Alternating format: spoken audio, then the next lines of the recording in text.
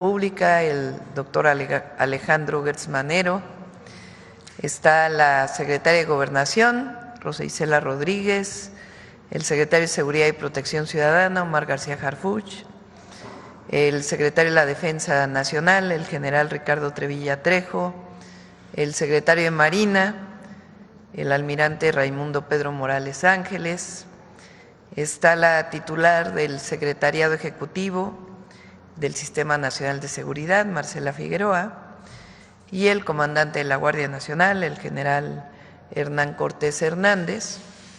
El día de hoy vamos a cambiar un poco el informe, porque como no ha cerrado el mes, nos vamos a esperar a dar la estadística hasta que no cierre el mes de mayo, porque pues ahora tenemos el informe solamente de los primeros 15 días y como ustedes saben, cuando cierra el mes, después las fiscalías estatales todavía ajustan algunos números. Entonces preferimos no dar la estadística a mitad de mes, sino esperarnos al final de mes. Entonces hoy va a iniciar la secretaria Rosa Isela a hablar de atención a las causas y una acción que se hizo por parte de estudiantes de media superior y superior, de un tequio muy grande donde participaron casi 1 millón de jóvenes. Nos va a informar Rosa Isela. Después el general Hernán Cortés nos va a platicar de los distintos operativos que hay para la vigilancia de carreteras. Y finalmente el maestro Omar García Harfuch nos va a decir pues las distintas acciones que se han venido realizando y los resultados. Ese es el informe del día de hoy y después pasaríamos a sus preguntas. Adelante, Rosa Isela. Con su permiso, Presidenta. Muy buenos días tengan todas y todos ustedes. Hoy presentaremos los avances de atención a las causas con un enfoque de cultura y arte, como parte de la Estrategia Nacional de Seguridad. La cultura es la principal herramienta de la transformación, el arte y la creatividad desde la infancia, tal como establece el Plan Nacional de Desarrollo de este gobierno. Por instrucciones de la presidenta Claudia Sheinbaum, estamos trabajando en 7 entidades a las que hemos llevado diversas actividades culturales como convites, teatro, música, pintura, promoción de la lectura, actividades lúdicas, entre otras. Agradecemos a la Secretaría de Cultura, a la organización de convites culturales. Con su labor es posible realizar actividades creativas y artísticas. Además, vecinas y vecinos comparten sus saberes, historias y anécdotas, lo que contribuye a generar comunidad. Jóvenes y adolescentes se han acercado a ejercicios teatrales donde se expresan y autodescubren. Estamos fomentando aprendizajes saludables y en estos contextos es donde queremos que permanezcan. La música contagia alegría, felicidad y paz. Por eso, en conjunto, comunidades y gobierno, hemos trabajado para llevar orquestas a centros comunitarios y recintos culturales donde ofrecieron conciertos. El movimiento corporal como medio de comunicación permite que los sentires se representen, por eso también llevamos danza regional y contemporánea a población de todas las edades con una importante participación. Sabemos que expresiones artísticas como la pintura nos llevan a plasmar realidades y vivencias que reflejan identidad comunitaria. Con atención a las causas, jóvenes, niñas y niños se han incorporado a talleres y cursos para aprender técnicas básicas y pintar murales, sobre todo en los senderos de paz. Con la lectura también se construye paz, se conoce y vive nuestra historia, se aspira a transformar la realidad. Por eso se impulsa el hábito de leer, mejor aún, el de reflexionar sobre el poder de la palabra escrita. Por ejemplo, en Ciudad Juárez, Chihuahua, las narradoras de paz de la Secretaría de Cultura leen cuentos y fragmentos de libros de personajes destacados que hacen énfasis en la construcción de paz y los valores. Con ello se despierta el interés de la población de acercarse a la lectura. Las causas que generan las violencias se atienden con prevención, mediante actividades lúdicas, con juegos de mesa y al aire libre, de destreza mental y manualidades. Transmitimos a niñas y niños que hay otras alternativas para la resolución de conflictos. Decirles que en 6 meses de trabajo constante y coordinado hemos atendido a casi 47,500 personas con las distintas actividades artísticas, culturales realizadas en territorio.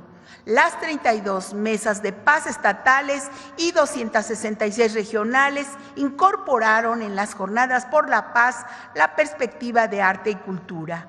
Trabajamos en diferentes poblaciones, por ejemplo, en Puruándiro, Michoacán. Además de leer, las mujeres indígenas compartieron ideas y vivencias y se conversó sobre historias cautivadoras de autoras de la región.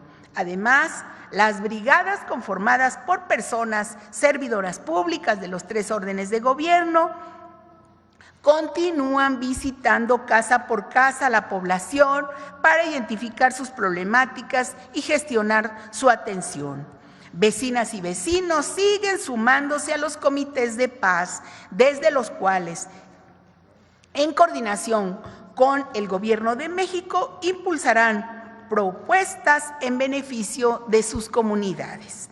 Agradecemos a todas las instituciones federales que acercan sus programas y servicios a la población a través de las ferias de paz, donde las personas han tenido acompañamiento para realizar trámites de programas sociales, de salud, asesorías jurídicas y canalizaciones, entre muchas otras, como los integrantes de las Fuerzas Armadas, como la Secretaría de Bienestar, de Salud, del IMSS Bienestar, del ISSSTE, entre otros. En Chiapas se reactivó un semillero creativo de animación y teatro en San Cristóbal de las Casas. Mientras en Panteló se continuó con la entrega de aparatos funcionales a personas tzotziles y se dieron juguetes a niños y niños en el festival del municipio de Tila. Decir que la suma de todas estas actividades nos ha permitido brindar más de 1,486,000 atenciones. También reforzamos las acciones de prevención de adicciones entre la población adolescente y juvenil, con especial énfasis en evitar el consumo de fentanilo. Participamos también en la Jornada Nacional de Tequios, actividad coordinada por el Instituto Mexicano de la Juventud. Continuamos con Sí al Desarme, Sí a la Paz. La semana pasada comenzó a operar el módulo de canje en el atrio de la Catedral de Puebla, donde permanecerá hasta el viernes próximo. Agradecemos a la Iglesia Católica y al Estado todas las facilidades brindadas.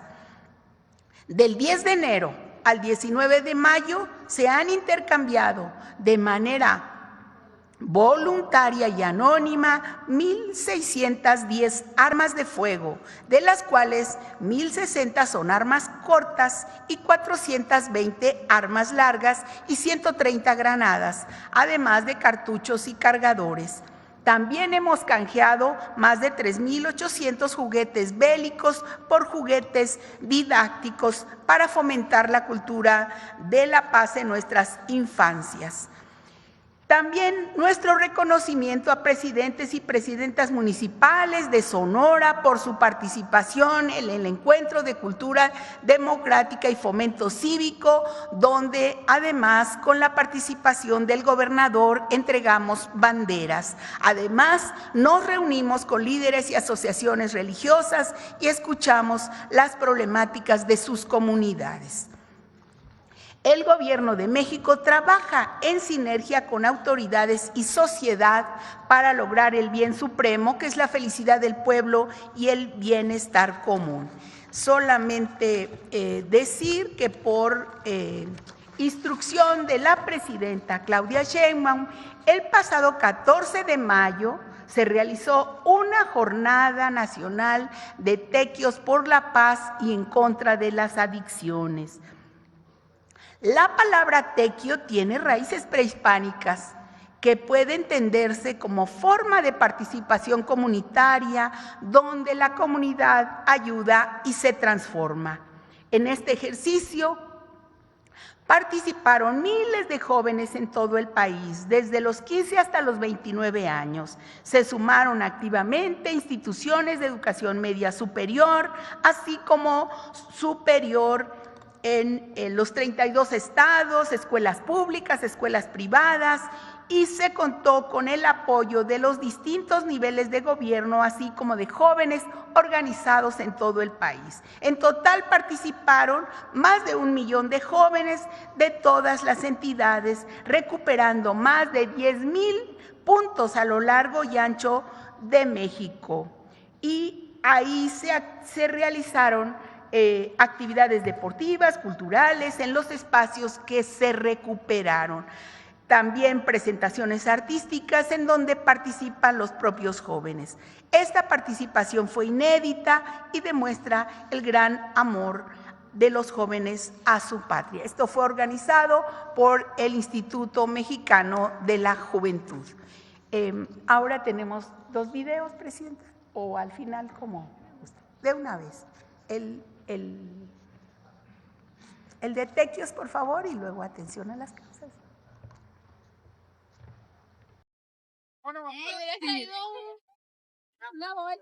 El 14 de mayo, México vivió un día histórico gracias a la Jornada Nacional de Tequios por la Paz y contra las Adicciones, en la que participaron 1,085,000 jóvenes de todo el país, transformando 10,552 espacios públicos en 1,126 municipios, desde el campo hasta la ciudad, en las playas y montañas.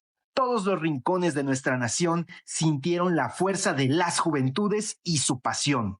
Me gustaría ver un gran cambio iniciando con nosotros mismos. Me gusta mucho ayudar a la sociedad y que los jóvenes se inspiren y ayuden también. Así salvamos espacios para los jóvenes. La satisfacción de ayudar a la comunidad y trabajar en equipo me llena de alegría. Es muy importante invitar a todos a que sigamos haciendo esas actividades, que como vecinos te sumes y pues seguir rescatando espacios para nuestras juventudes. Cada brochazo, cada limpia, cada mural, cada tequio fue un acto de amor por su comunidad, un acto de amor por México y por la paz que todas y todos queremos para nuestras familias. Porque cuando las y los jóvenes nos organizamos, México florece. Porque nosotras y nosotros somos el motor de esta transformación. Y apenas estamos comenzando.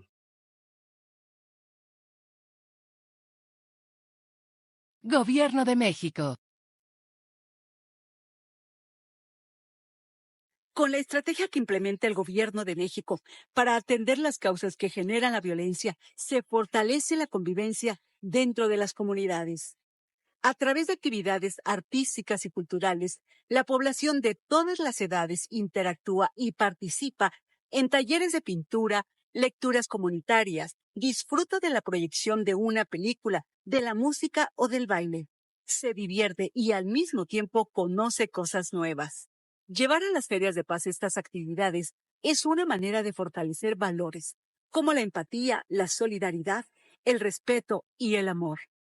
La cultura es un derecho humano que contribuye a mejorar las condiciones de vida, lo que se traduce en bienestar social. Durante las ferias, en las cuales participan los gobiernos federal, estatales y municipales, también se brindan servicios de salud preventiva, educación, deporte, recuperación de espacios públicos y asesoría a la ciudadanía sobre programas sociales.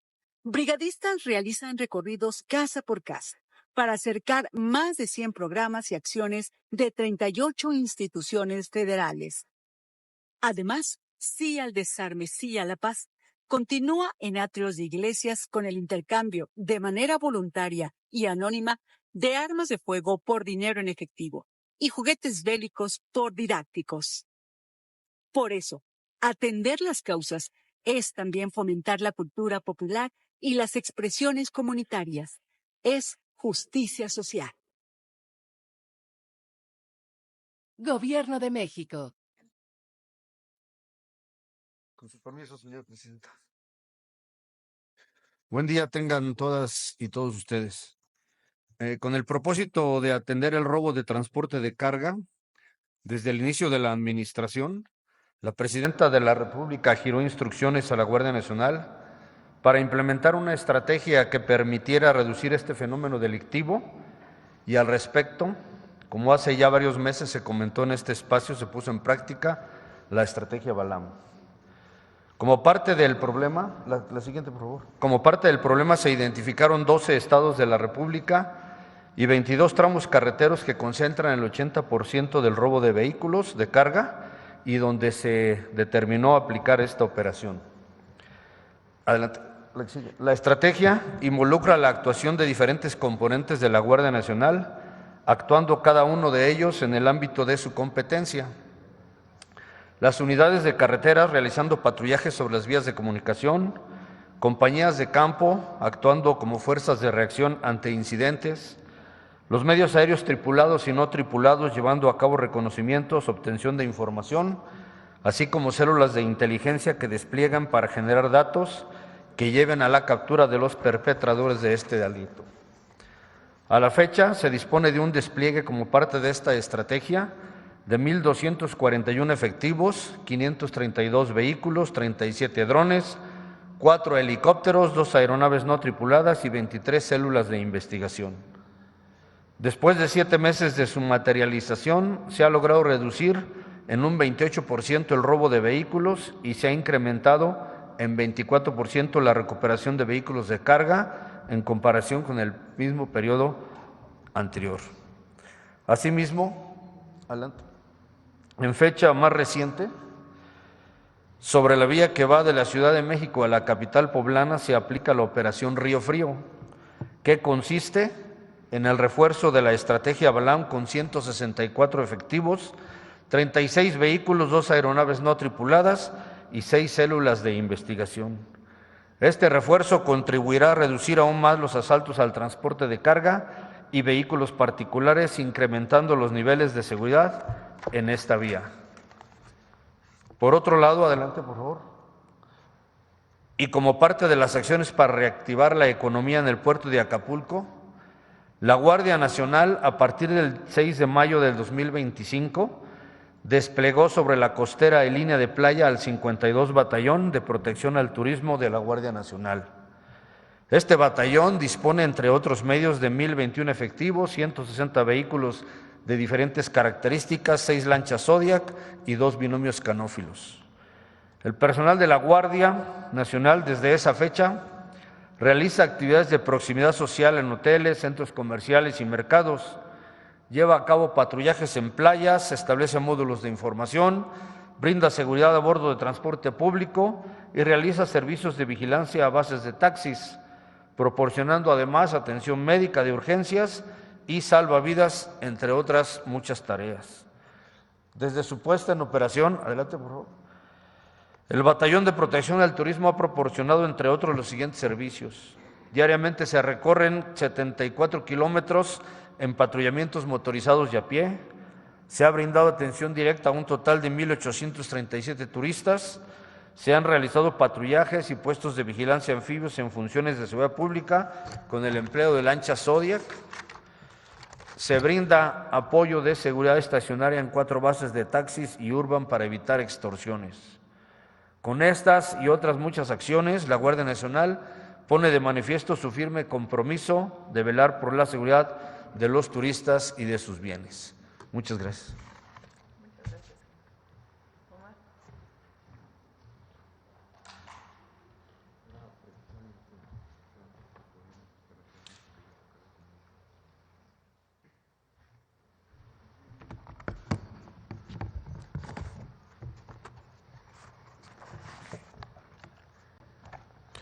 Con su permiso, Presidenta, muy buenos días. Hoy informaremos los avances de la Estrategia Nacional de Seguridad gracias al trabajo de las mujeres y los hombres que integran las instituciones del Gabinete de Seguridad. Secretaría de la Defensa Nacional, Secretaría de Marina, Fiscalía General de la República, Secretaría de Seguridad y Protección Ciudadana, Guardia Nacional y el Centro Nacional de Inteligencia. También agradecemos la importante colaboración de la Secretaría de Gobernación para las acciones de atención a las causas y de desarme voluntario. Bajo el liderazgo de la presidenta Claudia Sheinbaum, el Gabinete de Seguridad ha reforzado el trabajo estratégico y los trabajos de investigación e inteligencia, así como el aprovechamiento de herramientas tecnológicas. La coordinación eficaz entre las instituciones que conforman el Gabinete de Seguridad y las entidades federativas ha permitido la ejecución de operativos estratégicos de alto impacto. Gracias a estos esfuerzos conjuntos, hemos logrado la detención de operadores de diversos grupos delictivos que habían atentado contra la paz y la seguridad de nuestras comunidades. Quiero subrayar que muchas de estas detenciones corresponden a objetivos prioritarios en distintos estados del país, responsables de delitos que afectan directamente la vida cotidiana de las familias mexicanas, como la extorsión, el homicidio, tráfico de drogas y armas. Cada captura, cada detención representa un avance hacia la recuperación de la tranquilidad de nuestros territorios. En representación de mis compañeros del Gabinete de Seguridad, quiero destacar las siguientes acciones realizadas en los últimos 15 días. En Jalisco, derivados de trabajos de inteligencia realizados por la Secretaría de la Defensa Nacional, el Centro Nacional de Inteligencia y la Secretaría de Seguridad, en coordinación interinstitucional fue detenido Alfredo N., alias El Conejo, jefe de plaza en el suroeste de Zacatecas, vinculado con el trasiego de drogas, distribución de armas de fuego, homicidios y extorsiones, por lo que era considerado uno de los principales generadores de violencia de Cártel Jalisco Nueva Generación en dicha región. Las investigaciones permitieron identificar que desde el pasado mes de abril, esta persona se trasladó al municipio de Ixtlán del Río, Nayarit, para resguardarse ante los operativos de las autoridades. Posteriormente, se trasladó a Magdalena, Jalisco, donde se desplegó un operativo encabezado por el Ejército, en el cual fue detenido en compañía de Isidro N. Alfredo N. cuenta con una orden de aprehensión en el estado de Zacatecas por delitos de extorsión, cohecho y asociación delictuosa, mientras que Isidro N. se desempeñaba como funcionario público en dicho municipio. En Michoacán se llevó a cabo un despliegue coordinado, encabezado por personal de la Secretaría de Marina y personal de la Secretaría de Seguridad de Investigación. En el poblado de Huizontla, tras obtener información por parte del Centro Nacional de Inteligencia sobre la concentración de un grupo de personas armadas, capacitadas en el uso de armamento de alto calibre y explosivos, vinculadas a delitos como extorsión, homicidio y privación ilegal de la libertad en la región. Como resultado de esta operación, fueron detenidas 9 personas de este grupo, conformado por ciudadanos mexicanos y extranjeros relacionados con el Cártel Jalisco Nueva Generación. Durante la detención, el personal naval fue objeto de una agresión directa, en la que 3 elementos de la Secretaría de Marina resultaron heridos y 12 agresores perdieron la vida. Al desarticular este grupo armado, responsable de extorsiones, homicidios y privación ilegal de la libertad, así como otros delitos de alto impacto en la región, logramos reducir de forma inmediata su capacidad de generar violencia y llevar justicia a las víctimas. Reconocemos el valor y compromiso del personal de la Secretaría de Marina que participó en esta intervención, que arriesgaron sus vidas para detener estos generadores de violencia, quienes ya no podrán seguir dañando la tranquilidad de las familias michoacanas. En Costas de Guerrero, en una operación, se aseguraron 68 bultos con 1.364 kilogramos de cocaína, que se suman a las más de 37 toneladas incautadas por la Secretaría de Marina en alta mar en la presente administración. Este aseguramiento representa más de 2 millones de dosis de esta droga que no afectará a la salud de nuestros jóvenes. En diversas operaciones realizadas en el estado de Guanajuato, el Gabinete de Seguridad y autoridades estatales detuvieron a 9 integrantes del Cártel de Santa Rosa de Lima, entre ellos Agustín N., alias Logan, uno de los principales generadores de este grupo criminal, quien administraba venta de droga en bares, entre otros delitos. En esta acción se aseguraron armas largas, cortas, diversas dosis de droga y vehículos. A continuación, quisiera señalar algunos resultados obtenidos del 1 de octubre del 2024 al 18 de mayo del 2025, en los meses que van en la administración de la presidenta Claudia Sheinbaum. En este periodo han sido detenidas 21.411 personas por delitos de alto impacto. Se han asegurado 157 toneladas de droga, incluyendo cerca de 1,5 toneladas y más de 2.300.000 pastillas de fentanilo. Se han asegurado más de 11.000 armas de fuego y se han inhabilitado más de 915 laboratorios clandestinos y áreas de concentración para la elaboración de metanfetaminas a cargo de la Secretaría de la Defensa Nacional y de la Secretaría de Marina. Este número de laboratorios y áreas de concentración destruidos es un número sin precedentes. Esto representa una afectación económica de miles de millones de pesos para los grupos delictivos, los cuales ya no podrán utilizar para incrementar sus operaciones. Asimismo, tras la implementación de la Operación Frontera Norte, por instrucciones de la presidenta Claudia Sheinbaum desde el 5 de febrero, tenemos los siguientes resultados. Han sido detenidas más de 3.400 personas, se han asegurado casi 3.000 armas de fuego, 500.000 de cartuchos y más de 14.000 cargadores. Se han asegurado 32 toneladas de droga, incluyendo más de 1 millón de pastillas de fentanilo. Por ejemplo, en Baja California, el Gabinete de Seguridad y autoridades locales ejecutaron una orden de cateo donde se aseguraron 3 vehículos, 76 kilos de cocaína, 3 kilos y más de 23.000 pastillas de fentanilo. También en Baja California, en la carretera San Luis-Río Colorado, elementos de la Agencia de Investigación Criminal de la Fiscalía General de la República y el Gabinete de Seguridad detuvieron a 2 personas que transportaban 300 kilos de metanfetamina ocultos en la estructura metálica de un tractocamión con placas de circulación del estado de Arizona. En Nuevo León, con trabajos de inteligencia militar, elementos de la Secretaría de la Defensa Nacional y de Fuerza Civil de Nuevo León detuvieron a 4 personas, entre ellas a Jorge Luis N., alias 35, objetivo prioritario, afín al Cártel del Noreste, el cual operaba actividades delictivas en diversos municipios de la entidad. En Angostura, Sinaloa, tras 2 enfrentamientos con el ejército, detuvieron a 8 personas del grupo delictivo y 2 elementos del ejército resultaron heridos. En estas acciones se aseguraron 6 vehículos con blindaje artesanal, armas largas, un fusil Barrett, ametralladoras, armas cortas, cargadores, cartuchos, una granada de mano y equipo táctico. En respuesta a estas detenciones, integrantes de la delincuencia organizada realizaron bloqueos en las carreteras de los municipios de Guasave, Guamúchil, Los Mochis, Ahome y Salvador Alvarado, las cuales fueron recuperadas por las autoridades. Varios de los vehículos y de las camionetas que participaron en estos bloqueos han sido aseguradas en días posteriores por el Ejército Mexicano. En Culiacán, Sinaloa, mediante acciones coordinadas por las instituciones que integran el Gabinete de Seguridad, fueron detenidas 11 personas a quienes se les aseguraron diversas armas de fuego, vehículos y equipo táctico. Cabe destacar que los detenidos son considerados generadores de violencia, integrantes de una célula delictiva de sicarios perteneciente al Cártel de Sinaloa, facción Los Chapitos. En Nogales, Sonora, se cumplimentó una orden de aprehensión con fines de extradición por tráfico de drogas contra José Juan, alias J3, líder del grupo delictivo Los Demonios, afín a la facción Los Mayos. Se les aseguraron armas largas, cortas y cartuchos. A este sujeto se le relaciona con el tráfico de armas y droga y delitos como extorsión, homicidios y secuestro. Además, era requerido por la Corte Federal del Distrito para el Estado de Arizona por el delito de asociación delictuosa y contra la salud.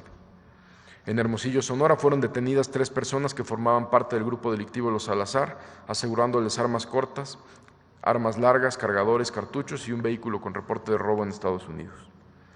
Estas detenciones y aseguramientos nos permiten fortalecer la seguridad de nuestras comunidades fronterizas y representan menos actos delictivos y menos sustancias dañinas que envenenan a la juventud y destruyen familias. Por otra parte, por instrucciones de la presidenta Claudia Sheinbaum, se han reforzado las acciones coordinadas en el estado de Veracruz, lo que ha dado los siguientes resultados. Han sido detenidas 1.254 personas y se han asegurado 8 toneladas de droga, así como 400 armas de fuego, 1.028 vehículos y una embarcación.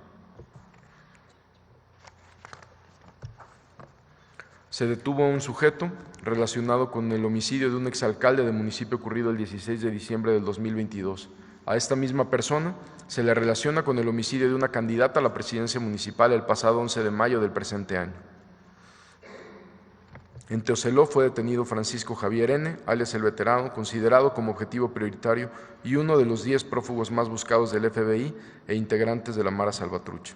Se le acusa de conspiración narcoterrorista, de crimen organizado y tráfico de extranjeros. De acuerdo con el FBI, esta persona operaba en Estados Unidos, México y El Salvador, por lo que se ofrecía una recompensa en su contra. En Poza Rica, derivado de información de inteligencia, fueron detenidos 8 integrantes de Cártel Jalisco Nueva Generación, donde se les aseguraron armas largas, cortas, cartuchos y vehículos.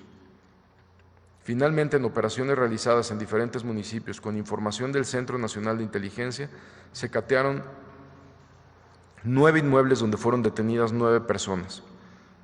También quiero destacar que por instrucciones de la presidenta Claudia Sheinbaum, el secretario de la Defensa Nacional, general Ricardo Trevilla, y el almirante secretario, el almirante Morales, nos hemos trasladado a estados como Guanajuato y Baja California Sur para supervisar directamente el despliegue de seguridad en estas entidades y dar seguimiento puntual a las acciones implementadas.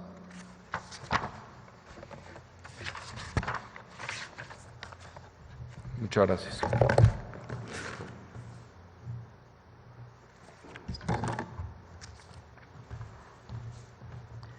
Bueno, pues esta es la información del día de hoy y pasamos a las preguntas. Adelante.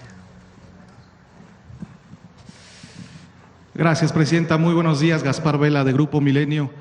¿Hay alguna información? Vimos que hace unos minutos el secretario de Seguridad… Sí, estamos confirmando una información y en unos 10, 15 minutos que se confirme, se las damos a todos. Ok, muchas gracias, Presidenta.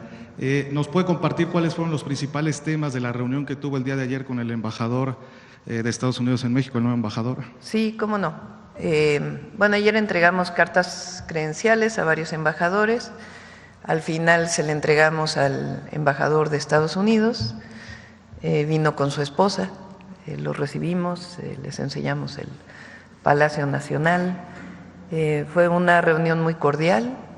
Hablamos de la importancia de la relación México-Estados Unidos, Estados Unidos-México, y de pues tener comunicación permanente. Entonces hablamos de algunos temas que tienen que ver con pues los temas que nos ha tenido nuestro tiempo en los últimos meses, el tema comercial, el tema de migración, el tema de seguridad, y cómo pues hay una muy buena coordinación y queremos mantener esta coordinación, esta colaboración.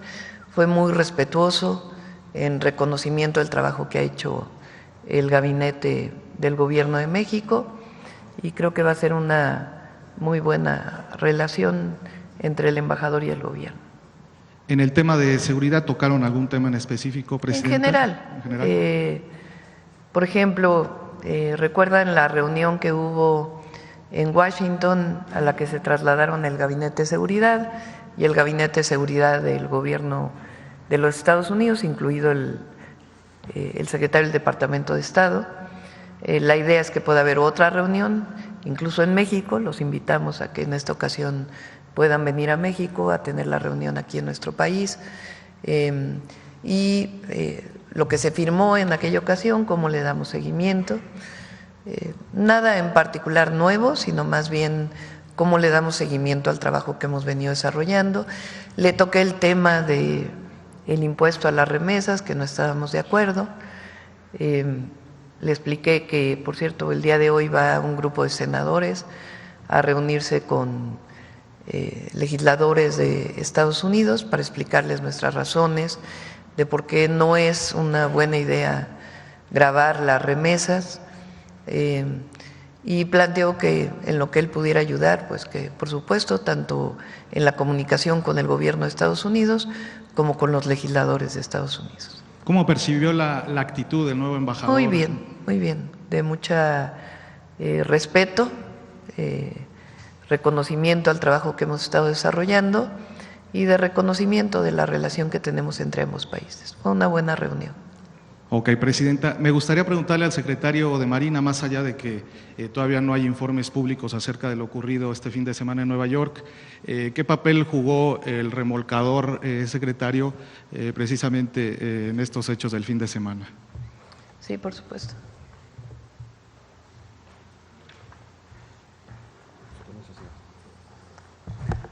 Bien, muy buenos días.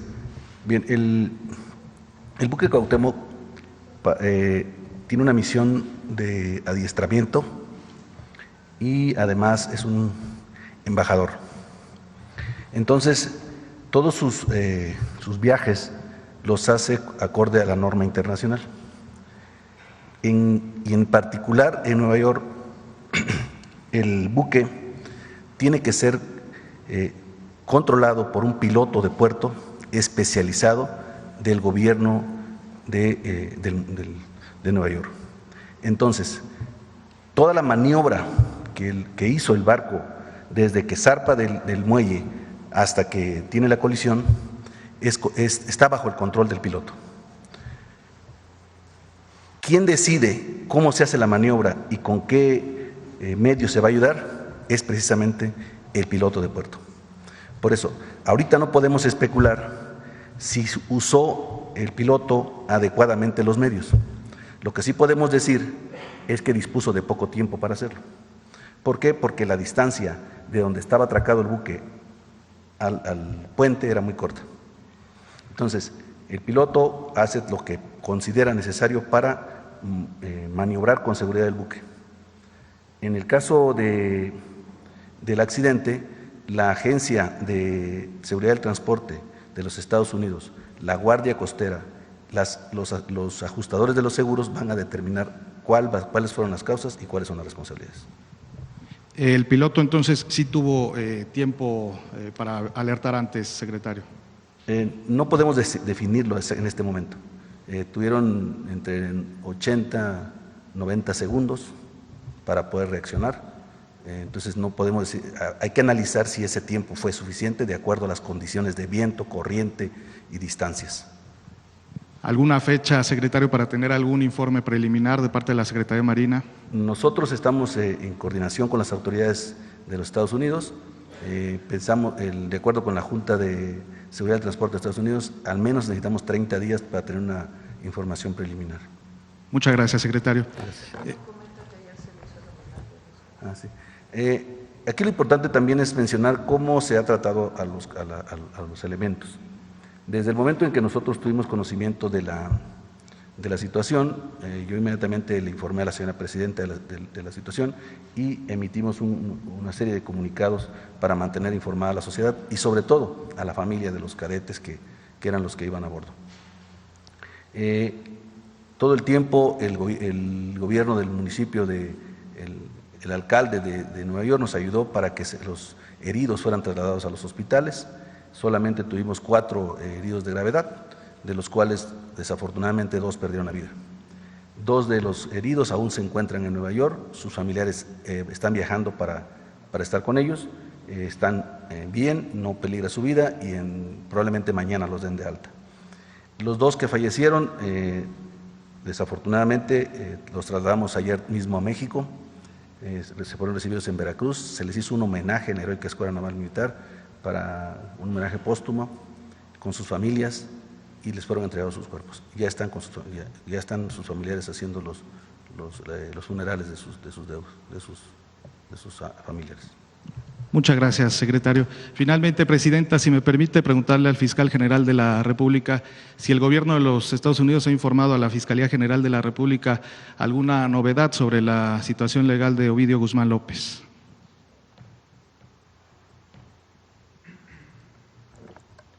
Sobre ese particular, creo que es muy importante recordar que hay 4 miembros de esa familia procesados en los Estados Unidos, el padre y 3 hijos, y que uno de los factores de violencia más importantes en esa zona en México es otro miembro de esa familia.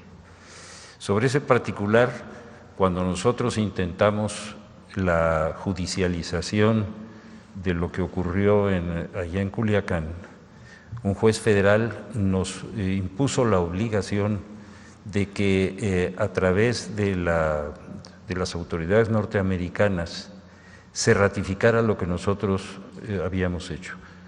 No estamos de acuerdo y lo hicimos público, hicimos la solicitud y en respuesta a lo que usted me está preguntando, sigo esperando la respuesta. Respecto a esta entrega de 17 familiares de Ovidio Guzmán López, ¿le ha informado algo el gobierno de los Estados Unidos a la Fiscalía General? Déjeme decirle, primero, coloquialmente y así se conoce el hecho de cuando alguien se entrega a una autoridad es porque existe un procedimiento. dentro de nuestro país, esas personas no tienen ningún procedimiento y por lo tanto esa figura de entrega para México no es así. Tampoco sabemos que haya ningún procedimiento legal en contra de ellos en los Estados Unidos. Simplemente actuaron con libertad, cruzaron la frontera y tuvieron un encuentro con autoridades federales norteamericanas que tienen que vincularse con todo lo que le acabo de decir a usted. Ok, muchas gracias por la precisión fiscal. Nada más una última pregunta sobre Pedro Insunza Coronel y Pedro Insunza Noriega, quienes fueron acusados de narcoterrorismo en los Estados Unidos. El gobierno de los Estados Unidos ha solicitado algo respecto a ellos a la Fiscalía General y preguntarle también si cuentan con orden de aprehensión con fines de extradición ellos. No hemos todavía recibido ninguna información, estamos en espera de ello y antes de dar cualquier respuesta necesitamos saber qué es lo que nos solicitaron. ¿Tienen esta orden de aprehensión con fines de extradición ellos? No le puedo decir hasta que no tenga yo la certeza. Ok, ¿y en México qué acusaciones tienen estas dos personas? En este momento estoy esperando que venga esa información para vincularla a ver si existe alguna liga con eso. No tenemos en este momento ningún dato. Muchas gracias, fiscal. A usted, señor. Muchas gracias, presidenta. Adelante. Gracias, buenos días, presidenta. Joana Flores, de Grupo ASIR. Presidenta, me gustaría comentarle, hoy tenemos en nuestra estación, se hizo un trabajo con taxistas concesionados del Aeropuerto Internacional de la Ciudad de México. Se fue y se les preguntó sobre algunos rumores que han estado ocurriendo y que están ahí entre ellos también discutiendo sobre que la FIFA está pidiéndole al gobierno de México que durante el periodo del Mundial salgan los concesionados del aeropuerto y se pueda permitir el servicio de taxis por aplicación. Preguntarle, presidenta, si esto es así, porque bueno, existe preocupación por parte de estos taxistas. ¿Hay alguno sobre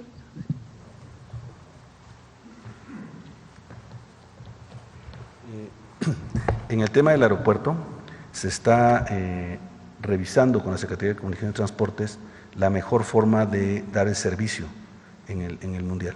Por el momento no se están vulnerando de ninguna manera los derechos de los concesionarios. Se está dialogando con ellos, hay algunos que tienen algunas deudas y algunos permisos vencidos, pero se está dialogando con ellos para llegar a una convivencia adecuada que permita garantizar el transporte seguro de los que vengan al Mundial. Es decir, entonces, ¿sí habría esta posibilidad de que durante el Mundial entren taxistas por aplicación? Todavía no se define, lo tiene que definir Comunicaciones y Transportes. Ok, y en este caso, bueno, no sé, ¿tendría que haber alguna modificación a la ley o solamente se autorizaría? Todavía se está evaluando, todavía no tenemos una definición al respecto, pero sí se está evaluando para que los taxistas concesionados den el servicio adecuado a los que vienen al Mundial y si fuera necesario dar otro tipo de servicios. Ok, y ya nada más, bueno, ayer comentaban a nuestro medio que tenían esta preocupación porque ellos confían en que el periodo del Mundial pues ellos puedan tener una muy buena derrama y esta posibilidad les preocupa. ¿Hay algún acercamiento ya por parte de ustedes con estas empresas? Sí, se tiene diálogo permanente con ellos. Lo que no vamos a hacer es afectarles sus concesiones. Ok, muchas gracias. Normalmente, quien lleva la relación es la Secretaría de Infraestructura, Comunicaciones y Transportes, la Subsecretaría de Transportes, donde está la arquitecta Tania Carro. Obviamente el Aeropuerto Internacional de la Ciudad de México, Benito Juárez, pues está bajo la coordinación y operación de la Secretaría de Marina. Entonces hay comunicación permanente y no se va a afectar a los taxistas. Se está buscando pues la mejor forma de operar durante el Mundial porque van a venir muchísimos visitantes. Gracias, presidenta. Y también en otro tema me gustaría conocer su opinión. Usted nos ha hablado en las últimas semanas de todo el trabajo y la inversión que han hecho en el estado de Guerrero, principalmente en Acapulco. Sin embargo, bueno, este fin de semana se llevó a cabo un festival, el Acamoto 2025, donde prevaleció el desorden. Pues a ver si este tipo de eventos, doctora, no pues también perjudican las acciones que ustedes están haciendo para recuperar el puerto. Es un evento que se venía realizando ya, no es nuevo. Y vamos a hablar con la gobernadora y la presidenta municipal, porque en efecto, pues primero es muy peligroso para quien asiste. Hubo varios fallecidos por accidente de motocicleta, entonces pues tiene que regularse. Y después, en efecto, pues la basura y todo lo que generan. Entonces vamos a hablar, es una actividad que tiene el gobierno municipal y el gobierno del estado, y vamos a hablar con ellos para que si se vuelve a desarrollar, pues que haya mucho más medidas de orden en el puerto. Gracias, presidenta. Y ya nada más por último, bueno, sobre este tema del buque, se hablaba ayer en Estados Unidos, daban esta información también de la existencia de llamadas previas de auxilio. Saber si nos pueden comentar un poco más, ¿fueron del buque o del piloto?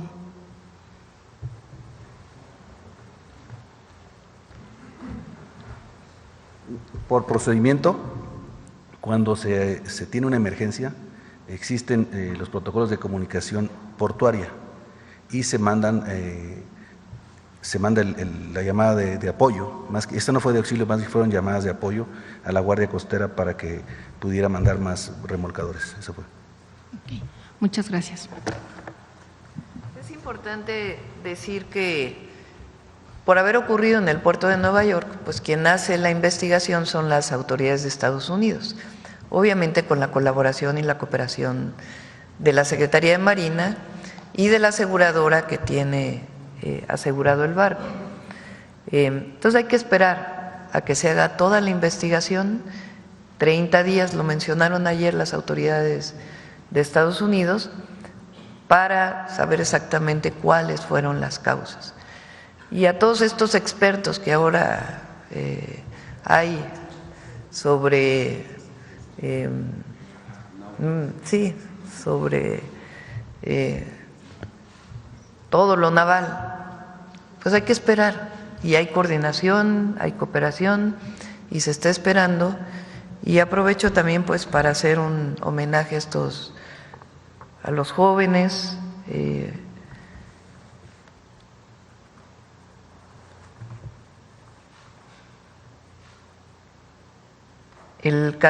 la cadete América Yamilet Sánchez Hernández, nuestro apoyo, solidaridad y cariño a su familia. Ella nació en el 2004 de Jalapa, Veracruz, juró lealtad a la bandera en solemne ceremonia conmemorativa, se distinguió por su gran desempeño académico y militar dentro del plantel, en aptitudes también de natación. Derivado de este gran desempeño académico, se le designó subjefa del grupo del tercer año del Cuerpo General C. Y en el caso del cadete Adal Jair Maldonado Marcos, 23 años, causó alta en la Armada de México, en el astillero de Marina de Salina Cruz, Oaxaca, el 16 de abril del 2021. Su dedicación también lo llevó a participar en el crucero de instrucción tricontinental en 2024. Durante esa misión destacó al obtener el primer lugar en la prestigiosa competencia náutica Tea Party Boston 2024, lo que le valió una mención honorífica en enero de 2025. Nuestro cariño y solidaridad a sus familiares y, por supuesto, a la Marina Armada de México. Gracias, presidente.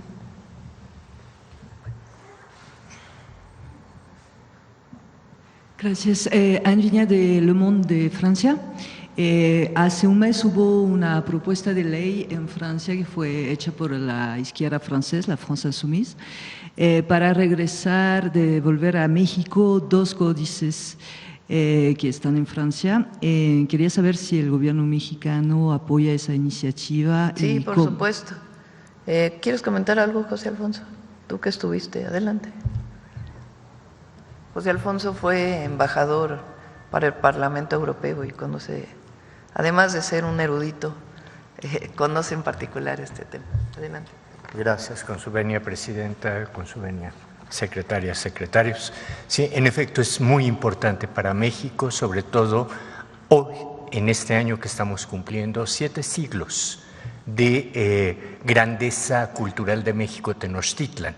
lo que el grupo de legisladores Sophie Chicrou, Arnaud Legal, Natchez Abamgoli, Rodrigo Arenas, Hidar Bourmeti y Perceval Galliard, junto con Stéphane Ablut, están dando respuesta a, una petición de México que data del siglo XIX, cuando el Códice Borbónico, que es muy importante para la historia de México porque tiene los calendarios lunar y solar y el proceso del uso para el calendario adivinatorio, regresase, ya que se llevó en 1826, y la Constitución mexicana de 1824, en su artículo 50, fracción primera, ya prohibía expresamente la salida de estos bienes culturales de territorio nacional.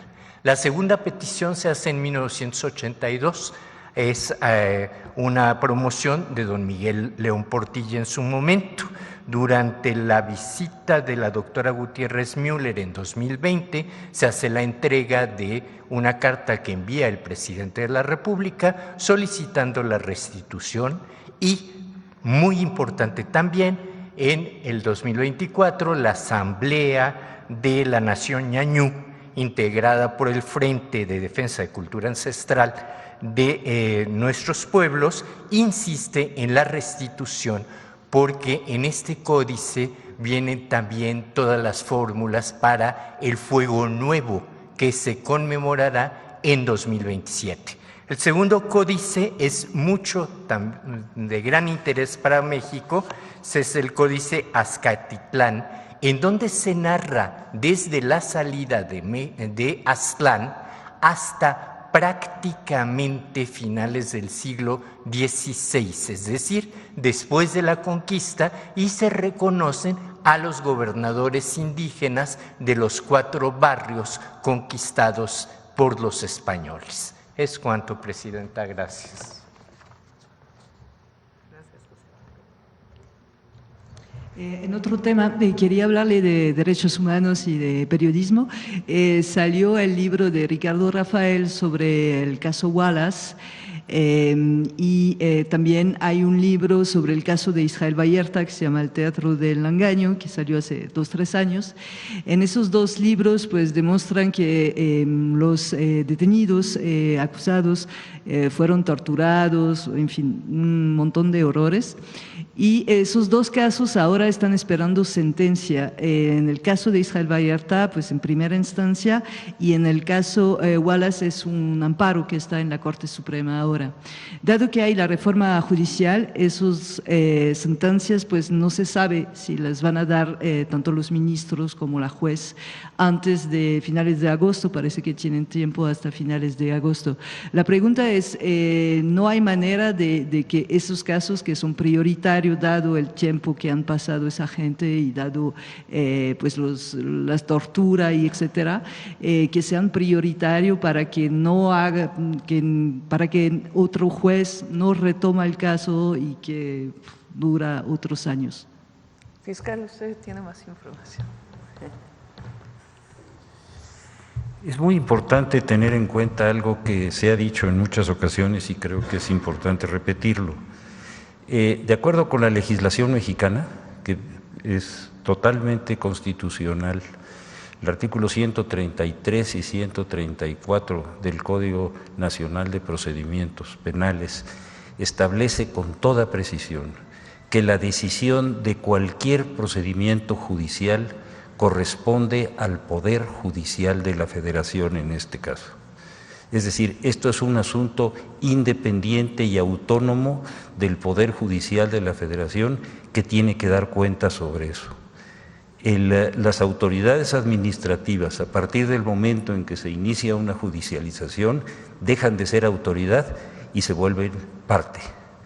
Y esas sentencias a las que usted se refiere están en manos de la autoridad judicial y esa es la que tiene que dar cuenta sobre esto. No sé si esté claro. Sí, pero ¿se podría saber por qué la Fiscalía pide 330 años de cárcel para Israel Vallarta, dado las múltiples violaciones que no puedo explicar ahora porque son muchas? No es el caso en el que se hizo esa operación, son una serie de procedimientos que se han acumulado en esa persona y en las personas que colaboraron con él, y todos esos procedimientos dan esas cantidades, y eso lo ha determinado y lo ha aceptado procesalmente el Poder Judicial. ¿Sí está claro? Sí, pero en los dos casos, tanto el caso Huaraz como el caso de Israel Vallarta, fue la Procuraduría General de la República en la época que estaba responsable, pero hubo muchas violaciones, imagino que el señor sabe de eso. Por supuesto. Están tomados en cuenta, porque cuando ustedes piden 330 años de cárcel, parece que no está tan tomado en cuenta el hecho de que hubo tortura, montaje y más cosas, ¿no? En los dos casos, ¿no? Tanto Wallace como... Son casos distintos, ¿eh? Sí, son casos distintos, pero son las mismas personas que están... Pero volvemos a lo mismo. A partir del momento en que se judicializa un procedimiento penal, este se vuelve público. Es decir, todos los elementos de imputación, todas las pruebas de cargo y de descargo quedan a disposición de la autoridad judicial. A partir de ese momento, las autoridades de procuración de justicia, tanto locales como federales, actúan como parte en la defensa del área que les corresponde. Esa pregunta que usted hace está total y absolutamente establecida con toda claridad en esos procedimientos que son públicos, a los que usted y cualquiera de nosotros puede intervenir. Entonces, ahí está la respuesta que usted nos está pidiendo. Ya es una respuesta de la que tiene que valorar el Poder Judicial. Y también la ley señala con toda precisión que en todos los juicios de carácter penal, tanto locales como federales, el juez tiene que valorar una por una y calificar una por una de las pruebas aceptadas. De esas pruebas a las que usted se refiere, el Poder Judicial ya hizo su valoración y están en el expediente. Sí, pero cuando la investigación está tan mal hecha, ¿qué podemos hacer? Porque en los dos casos se comprueba que la investigación fue muy mal hecha. Yo creo que no me estoy explicando con claridad. Todos quienes tengan alguna razón para descalificar o para presentar cualquier aspecto de las pruebas que están en el Poder Judicial, tiene el derecho de hacerlo. Usted me está haciendo una pregunta que se le debe hacer al Poder Judicial. Ok, gracias. Gracias a usted. Bueno, entonces no se puede hacer nada para que los jueces dan sentencia antes de finales de agosto. Hay tiempos procesales que no los determinamos nosotros, sino los determina la ley. Para poder definir la Corte pues su última instancia, que es la última instancia. Entonces habría que revisar si en este caso los tiempos procesales ya es el último momento, agosto, o puede posponerse, pero depende de la Corte. Es decir, la presidenta no puede pedirle a la Corte que posponga una resolución que pues que está por ley definida. Entonces vamos a revisar de todas maneras los tiempos procesales para poder informar con más detalle. Okay, porque el amparo en la Corte está desde 2022 y pues está por terminar su periodo, ¿no? Por eso. Sí, pero no es algo que determine la presidenta, sino son las leyes, los tiempos procesales y el propio Poder Judicial. Pero de todas maneras, lo que podemos hacer nosotros es revisar si en efecto se están cumpliendo los tiempos procesales. Gracias. Adelante. Gracias, Arturo Pavón, del Chapucero y Efecto Colateral. Pues aprovechando que está aquí el secretario de Seguridad, preguntarle cuál sería la relevancia que se ha logrado a través de estos 7 meses de trabajo arduo, en que pues han sido 10.962 armas incautadas y más de 21.000 personas detenidas. ¿Cuál es la relevancia? ¿Qué es lo que nos trae ahora este resultado? ¿A quién era la pregunta? Al secretario, sí.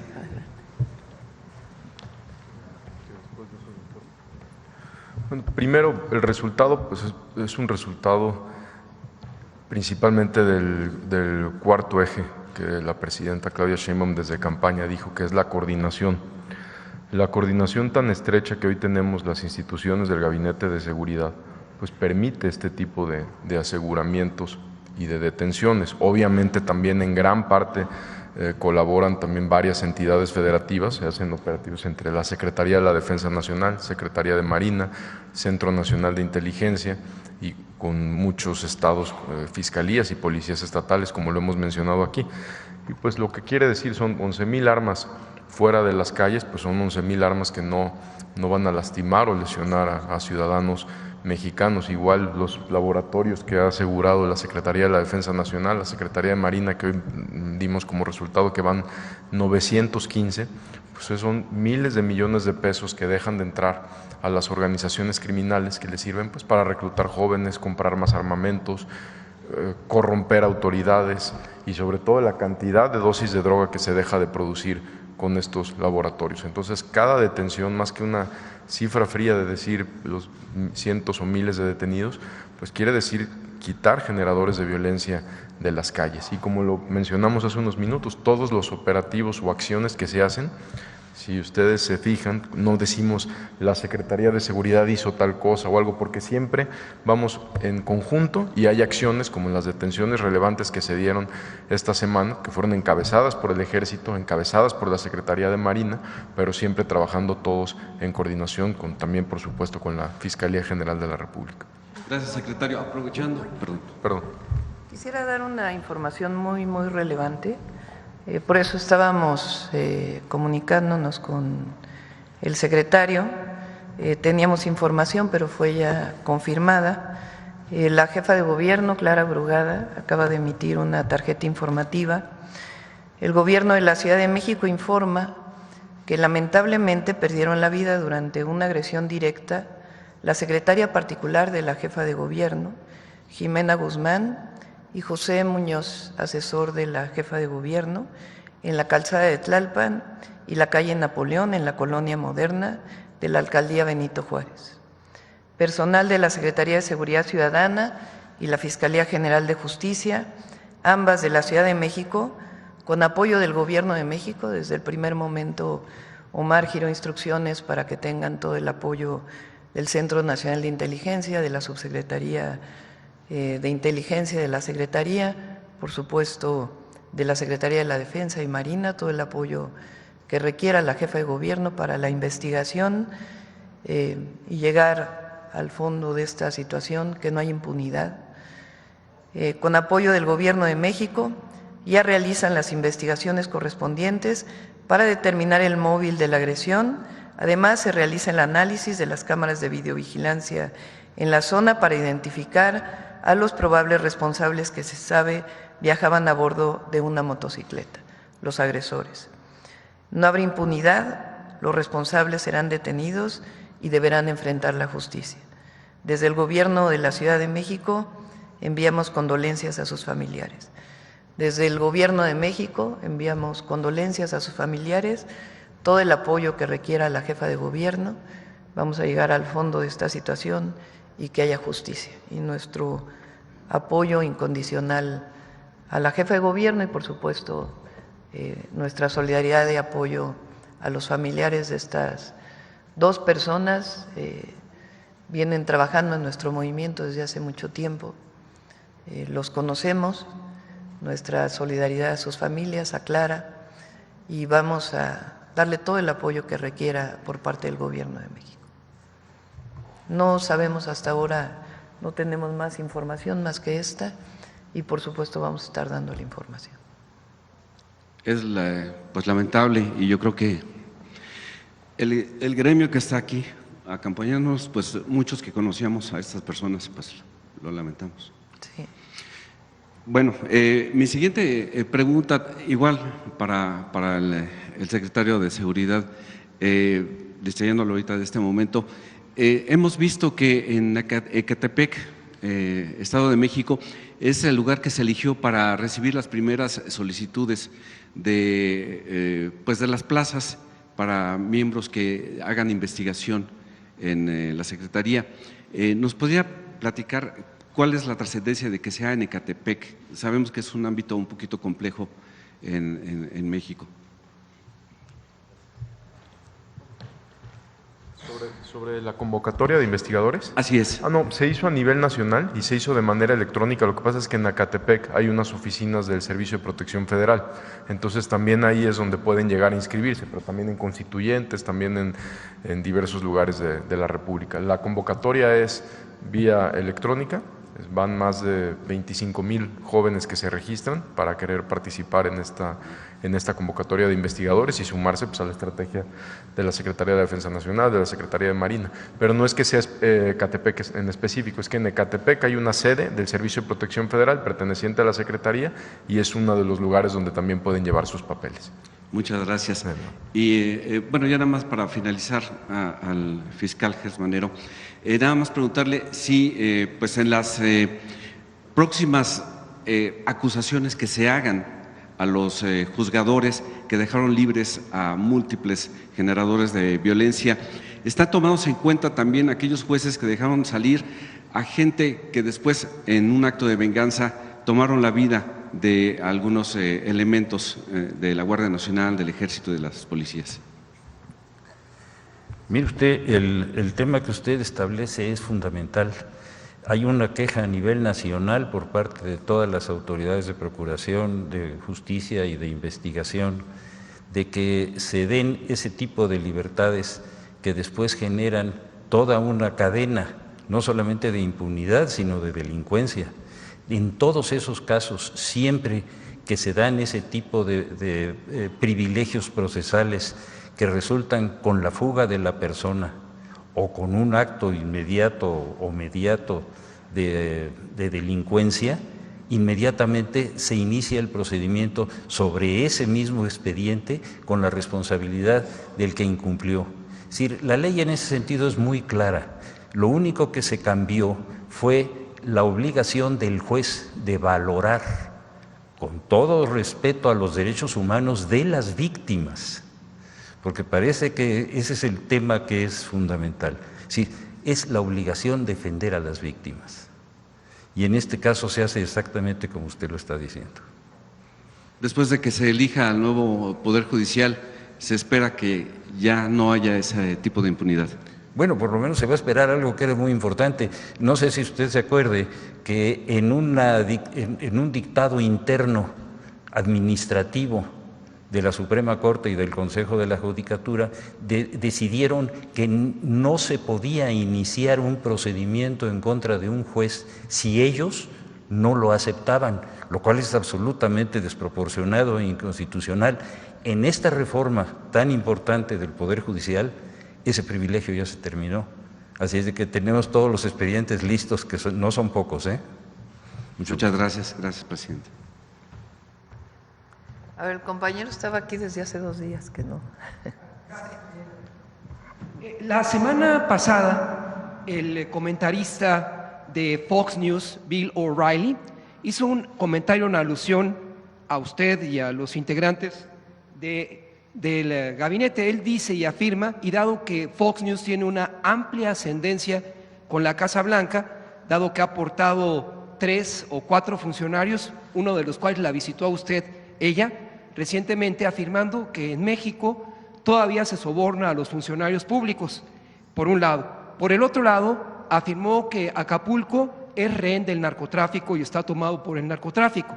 Y dijo que en Baja California Sur es visible la presencia del crimen organizado en los edificios, en las plazas públicas, por el poder del dinero. Y lamentó que la actual presidencia de México no colabora estrechamente con el presidente Trump por temor.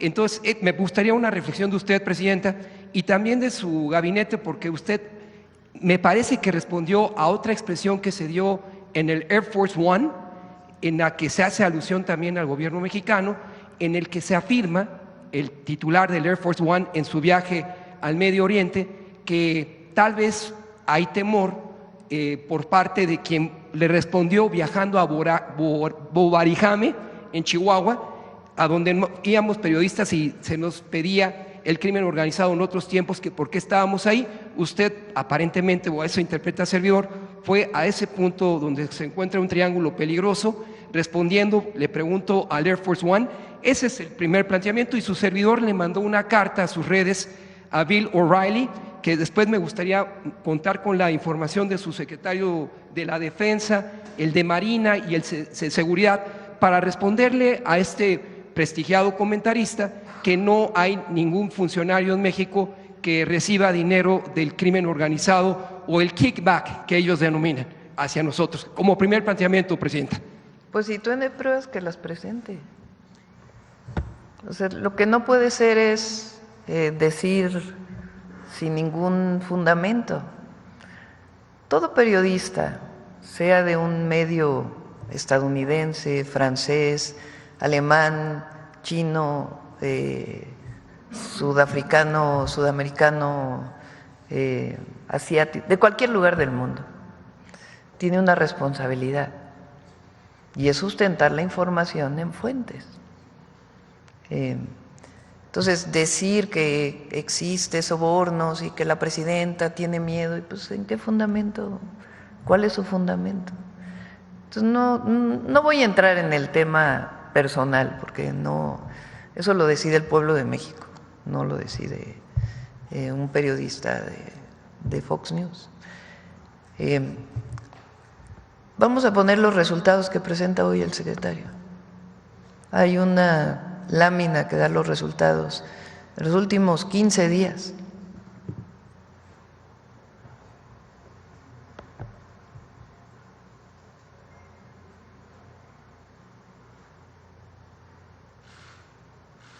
No, este es desde el 1 de octubre y déjale. Del 1 de octubre al anterior. Del 1 de octubre de 2024 al 18 de mayo de 2025, el resultado del Gabinete de Seguridad del Gobierno de México, en coordinación con los estados de la República, ha incautado 10.962 armas de fuego, ha destruido 915 laboratorios, 915 laboratorios, 157 toneladas de droga incautado, y hay 21.411 detenidos. Además de lo que hacemos todos los días en atención a las causas que generan la violencia.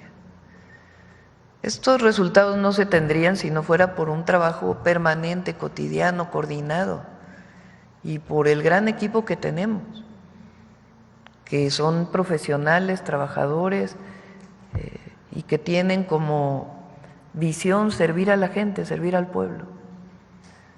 Entonces, ese es el trabajo que hemos hecho. Hace 2 días, el titular del FBI dijo que la frontera de México era muy segura. Entonces, ¿a quién le hacemos caso a uno o le hacemos caso al otro? Entonces, nosotros, ¿qué nos define? Responsabilidad, honestidad, honradez y responsabilidad. Y la responsabilidad tiene que ver primero con no traicionar los principios de donde venimos, nuestras causas. Y la responsabilidad tiene que ver con trabajar todos los días, 24 horas, para servir al pueblo de México y para construir seguridad y paz, que por lo demás tienen que venir de la justicia, justicia social, justicia en todos los términos, y de un sistema de justicia pues que realmente responda al pueblo y a la justicia. Presidenta, la Cancillería ya le entregó a usted el artículo 9 de la Convención de Viena de Agentes Diplomáticos y Consulares, que especifica a cada uno de los nuevos representantes a los que usted recibió ayer hasta dónde es su facultad de intervenir en temas internos. Si me permite brevemente hacer una historia de los embajadores de Estados Unidos en México. John Gavin Pablos, quien representó a Ronald Reagan durante los sexenios de José López Portillo y Miguel de la Madrid, dado que los presidentes o cancilleres en funciones, Bernardo Sepúlveda o Miguel de la Madrid, tal vez desconocieron ese artículo 9 de la Convención de Viena, le toleraron, tal vez en un caso similar a Ken Salazar, decir que México era un narcogobierno y acusar directamente a los secretarios de Estado del presidente de la Madrid de esa estirpe. ¿Cuenta usted ya con ese artículo 9 de la Convención de Viena de agentes diplomáticos para delimitar el quehacer de cada uno de estos embajadores que llegan y le presentan a usted, como lo dispone esta norma, sus cartas credenciales? Todos son muy respetuosos, todos han sido muy respetuosos. Cuando hay alguna cuestión en la que no se está de acuerdo, se habla con ellos.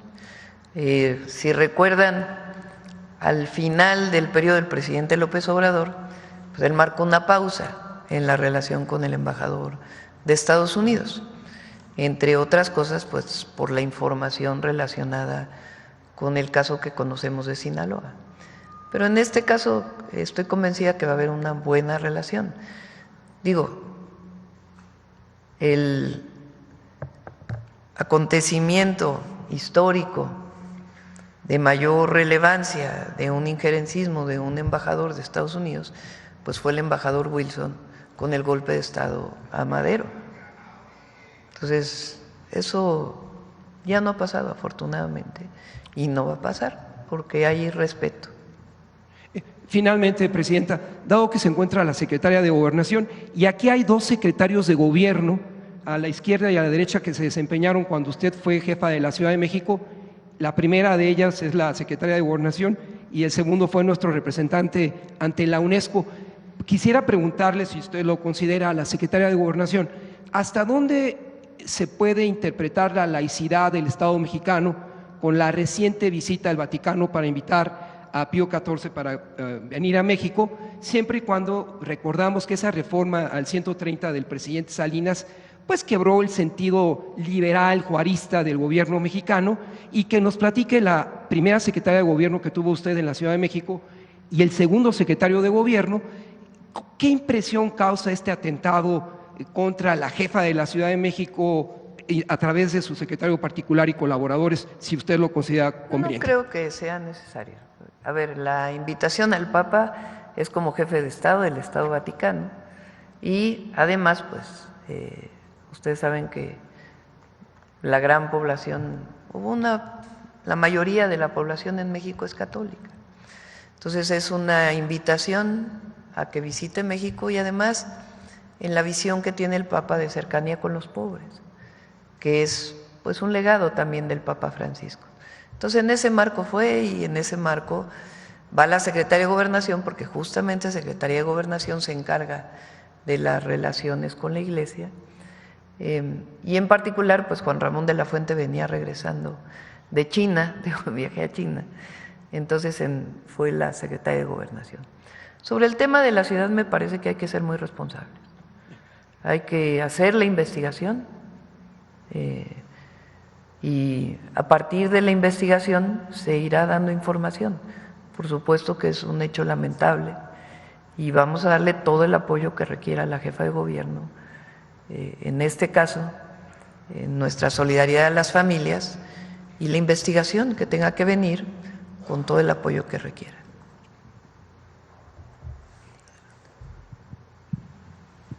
Gracias, Presidenta. Buenos días, Karina Aguilar, de Diario 24 Horas. Preguntarle en este momento sobre el tema del buque Cuauhtémoc, ¿a cargo de quién está la vigilancia y el resguardo del buque? Almirante.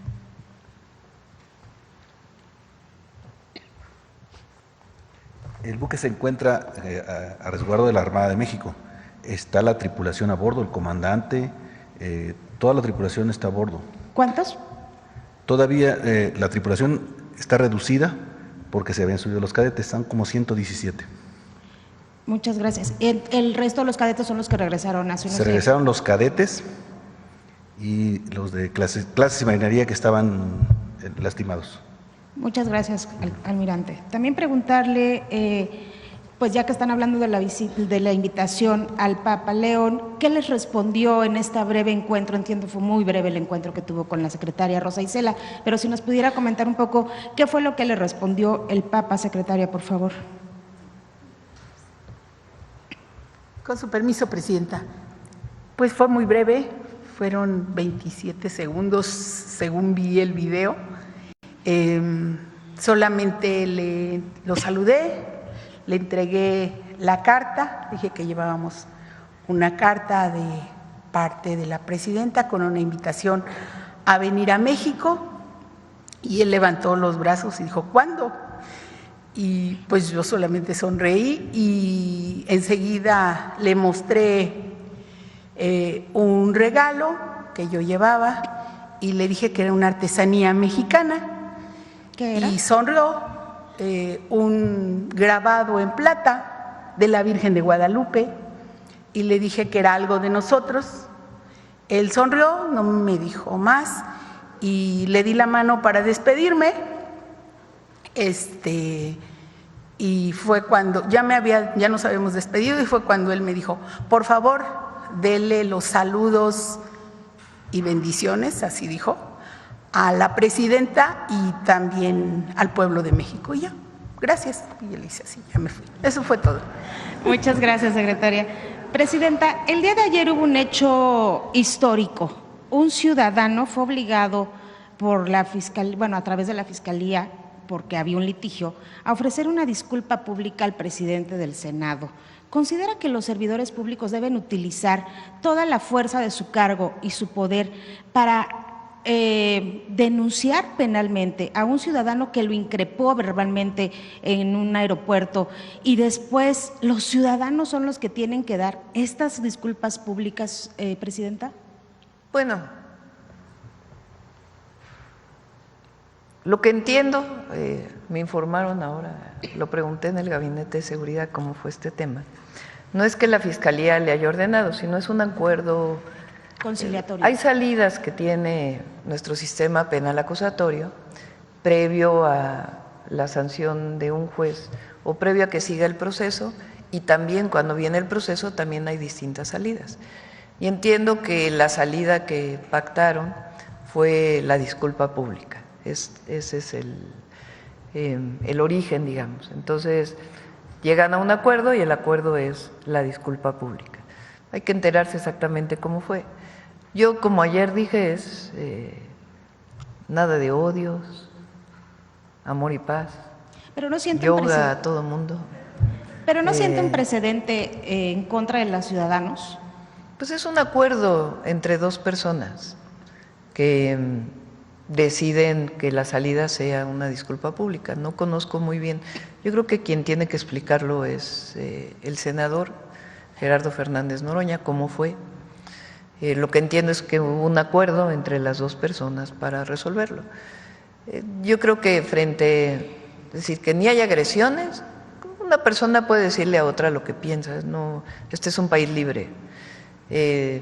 Entiendo que fue más allá de las palabras y por eso se puso la denuncia, pero tiene que explicarlo Gerardo y cómo fue que se dio esta disculpa. Yo lo que digo es, hay adversarios políticos, pueden no estar de acuerdo con el gobierno de México, hay todo el derecho para escribir en medios, para decir en redes, para decir personalmente no estoy de acuerdo con lo que está haciendo. Lo que hay que evitar pues es las groserías, que pueda llegar a ser física esta agresión, y buscar pues que sea un asunto de disputa política y que no se llegue a una situación así. Por eso digo, fuera odios, la política es amor también. Gracias, presidenta. También hace un momento dieron a conocer el informe del tema carretero de robos. ¿Nos pudieran aclarar un poco en qué carreteras están encontrando el mayor número de robos a transporte? Y también preguntarle qué se está haciendo, porque se siguen viendo todos estos lugares donde se vende huachicol a pie de carretera en prácticamente todo el país. Ha habido muchos operativos para las cachimbas, les llaman, ¿no? En distintas carreteras está permanentemente. ¿Se quiere explicarlo el general, por favor? Su permiso. Sí, en relación con lo que se refiere a las cachimbas, principalmente este tipo de establecimientos se han localizado en lo que es la autopista de Querétaro a México, de Querétaro hacia San Luis Potosí, por ahí en esa vía principalmente, y también hay en la autopista que va de México a Puebla. Se han implementado una operación que nosotros le llamamos Paradero Seguro, y esa operación ha aportado resultados. Hasta el momento llevamos 133 cachimbas que se han desmantelado.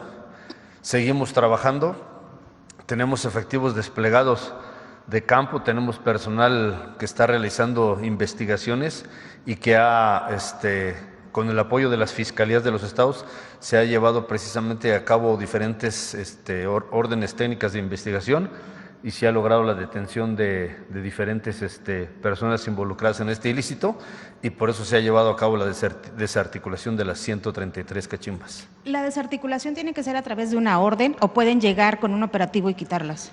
Sí, normalmente lo que se hace es difícil que se sorprenda en flagrancia. Entonces lo que se hace es llevar una tarea de investigación. Se coordina esto con la Fiscalía y a través de un trabajo coordinado con las instancias de seguridad pública de los estados donde se presenta este fenómeno, se lleva a cabo la orden técnica de investigación y se desmantela la cachimba. Así es. Muchas gracias. Gracias, presidente. Nancy. Gracias, presidenta. Buenos días a todas y a todos. Nancy Flores, de la revista Contralínea. Primero, presidenta, nuestra solidaridad con los familiares de los cadetes y también con los familiares de los 2 funcionarios del Gobierno de la Ciudad de México. Por supuesto, es una tragedia, no solo solidaridad con los familiares, sino también con todos los funcionarios.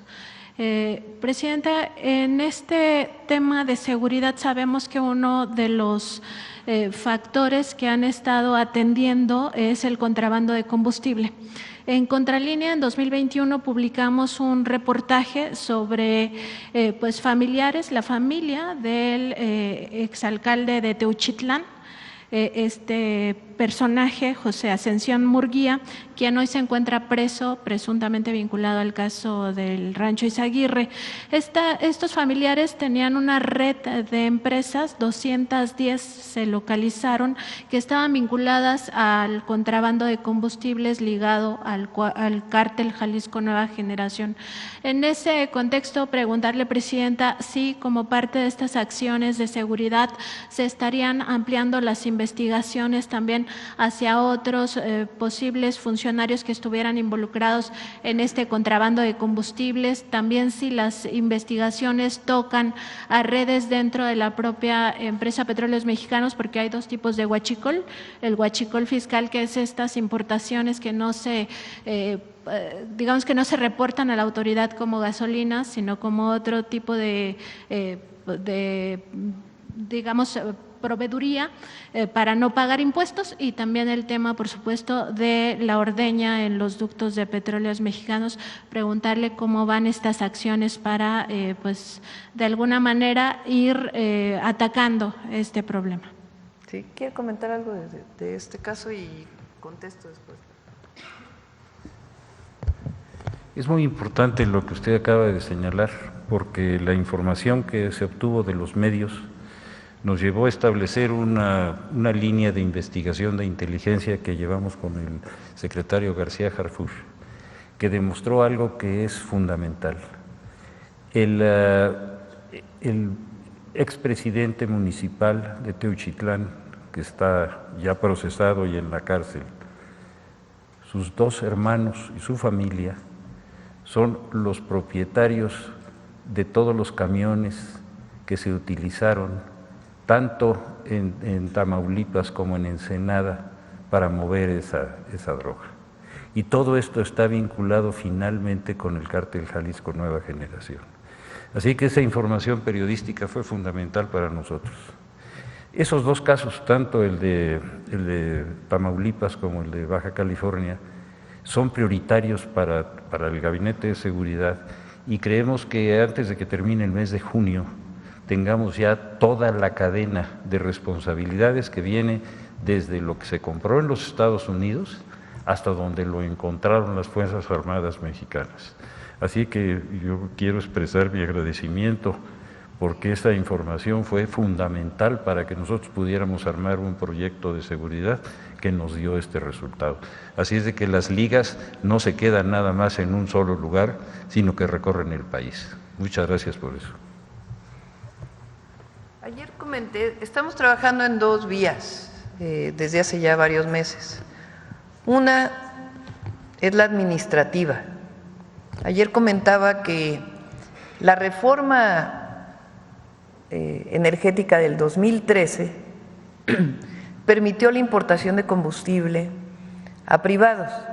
Antes solamente importaba Pemex, ahora ya hay privados que importan el combustible.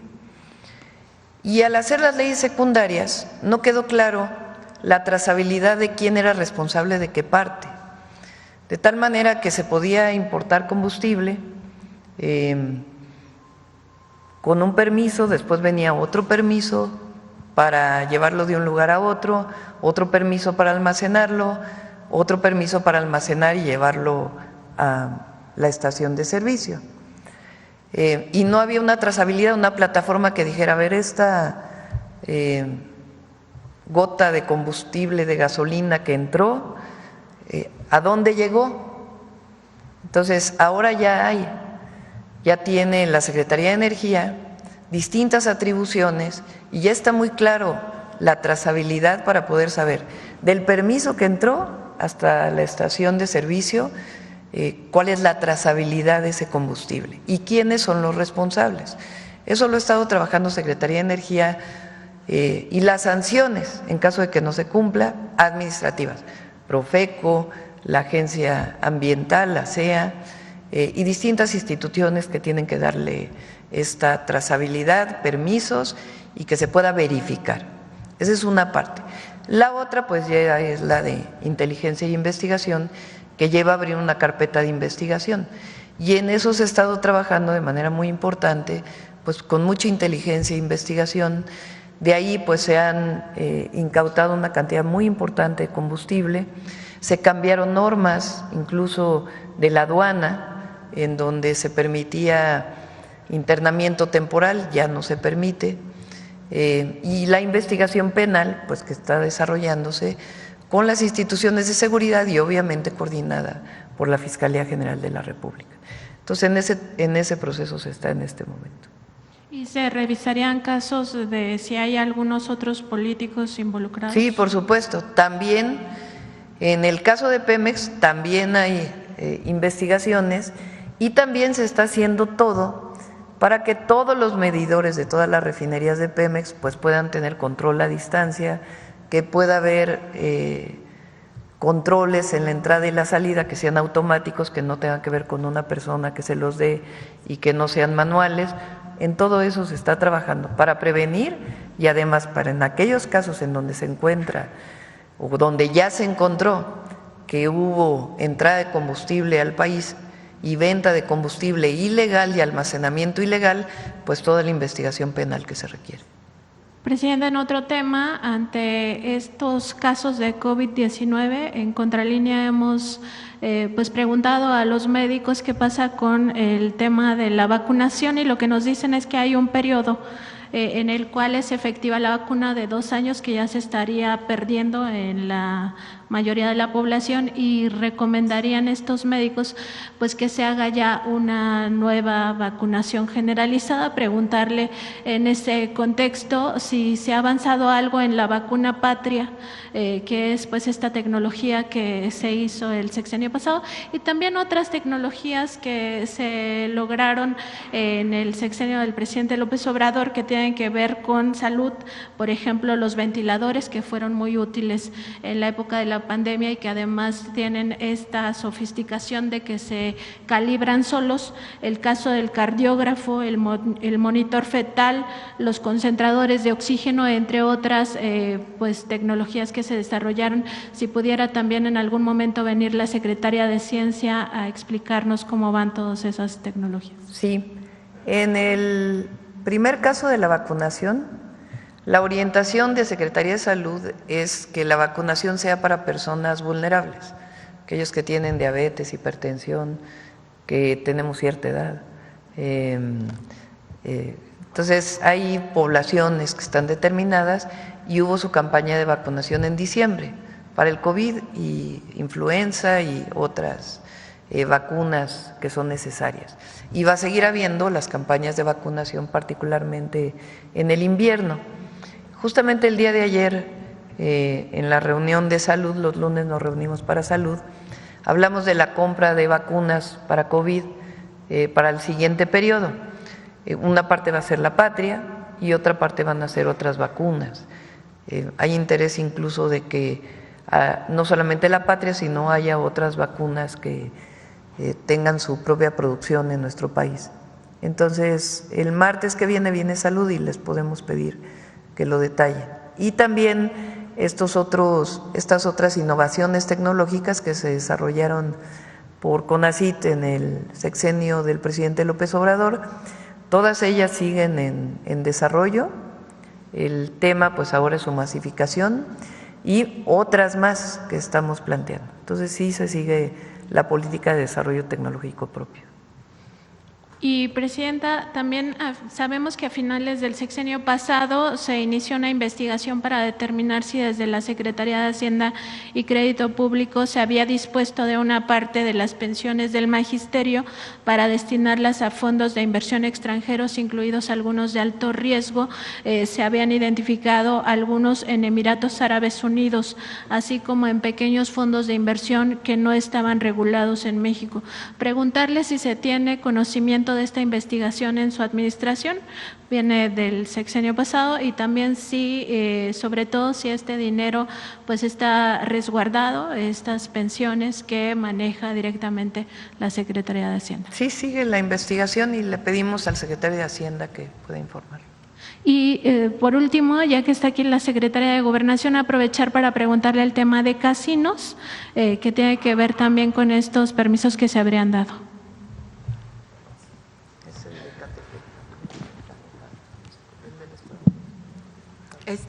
Sí, muchas gracias. Con permiso, Presidenta. Está en análisis, viendo exactamente, ¿se refiere al de Naucalpan? Son varios permisos de casinos que se habrían dado a fines del sexenio pasado y que muchos de ellos son en realidad como una renovación de las licencias. Sí. Primero quiero decir que en esta administración no se ha dado absolutamente ningún permiso. Nuevo permiso. En la administración anterior sí hubo algunos, pero no fueron porque los secretarios o los encargados hayan querido dar este permiso, son orden de jueces, pero está en investigación cómo se dieron y cuáles fueron las acciones, o sea, no es una cosa definida porque no se han abierto nuevos. Muchas veces los solicitan y los dejan ahí como para la especulación.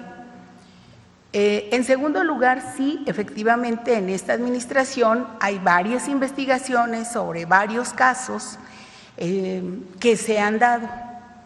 Tuvimos una reunión con los casineros, permisionarios y todo, una reunión donde se juntaron todos los grupos. Yo les dije como 3 cuestiones. Digamos, en resumen. Una, les dije por delante que no iba a permitir ningún acto de corrupción con mi personal, así directo, y que aquellos casineros que hicieran actos de corrupción con el personal les iba a cerrar los casinos y que a los servidores públicos pues iba a actuar en consecuencia. Entonces, que se acababa la corrupción, que nosotros no tenemos ningún tema de intereses en los casinos, ni mucho menos, y que tampoco se iban a permitir nuevos permisos. Entonces, lo que sí les dijimos es que íbamos a revisar la ley, porque es una de sus peticiones, dado que la ley viene de 1947. Que íbamos a revisar la ley y que el gobierno tiene especial interés en que se regularice digamos, el tema de los amparos y muchos más, porque lo que queremos pues son ingresos a las arcas del gobierno. Que sí, transparencia, sí caminemos por la no corrupción.